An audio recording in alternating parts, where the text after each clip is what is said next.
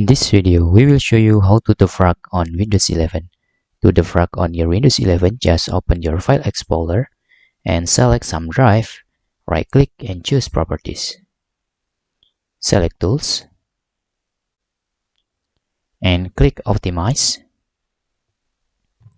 For example, we need to defrag data D and we can click Optimize.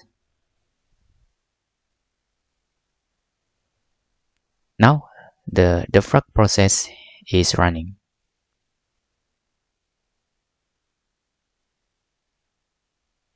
Okay, now you can also do with data A.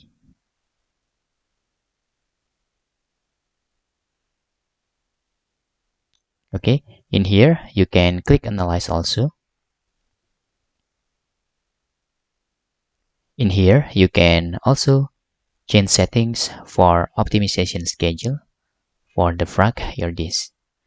You can using weekly and you can also select your drive. And that's all tutorial how to defrag on Windows 11. Hope this video helpful for you.